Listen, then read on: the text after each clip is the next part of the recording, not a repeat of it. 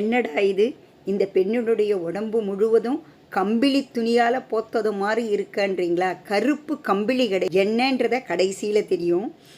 கர்நாடகா மாநிலத்தில் ஷிமோகா மாவட்டத்தில் உரித்தடி என்ற கிராமத்தில் தான் இவங்க நிர்மலா செட்டி சுமதி தம்பதியினருக்கு ஒரு பெண் மகவாக பிறந்தாங்க. இளமையிலே இருந்து சிவ வழிபாடு மீது ஈடுபாடு கொண்டு இருந்தாங்க.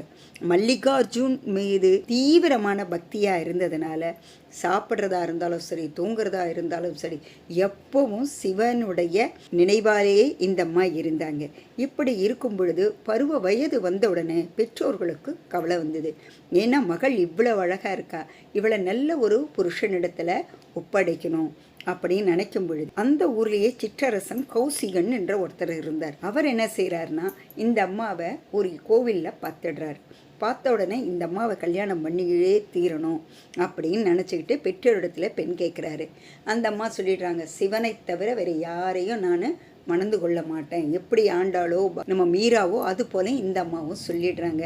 ஆனால் என்ன ஆயிடுதுன்னா, அவர் விடலை, கட்டினா உன்னை தான் கட்டுவேன் அப்படி ஒத்த காலில் நிற்கிறாரு. பெற்றோர்கள் எம்மா அவர் உனக்காக எவ்வளோ தியாகமும் செய்வாராம் அப்படின்னு சொன்ன உடனே அன்னையினுடைய தந்தையினுடைய மன திருப்திக்காக மன்னனை திருமணம் செய்து கொள்ள சம்மதிக்கிறேன்.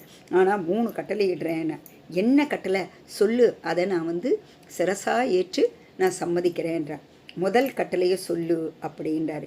மல்லிகார்ஜுனரை நாளும் நான் வழிபாடு செய்வேன், நீங்கள் எதுலேயுமே தலையிடக்கூடாதுன்றாரு. மன்னர் பார்க்குறாரு. சரி, நீ சொன்னபடியே நான் உன்னோட இடத்துல தலையிடவே மாட்டேன், நீ நிம்மதியாக பூஜையை செய்யலாம் என்று உத்தரவு கொடுத்துட்றாரு. அடுத்தது என்ன பண்ணுறாருங்கன்னா, இந்த மாதிரி 2வது கட்டளை சொல்லுண்டாரு. பூஜைக்கு வரும் மக்கள் அனைவரையும் நீங்கள் ஜாதி பேதம் பார்க்கக்கூடாது. ஏழை வருவான், பணக்காரன் வருவான், உள்ளவன் வருவான், இல்லாதவன் வருவான், நோயாளி வருவான், யார் வந்தாலும் அவங்களுக்கு நீங்கள் மன்னர் அரண்மனைக்குள்ளே வரக்கூடாதுன்னு சொல்லக்கூடாது. வர்ற அத்தனை பேருக்கும் விருந்து சாப்பாடு தினமும் போட்டு உபசரிக்கணும். இது முடியுமா அப்படின்னு கேட்டேன்.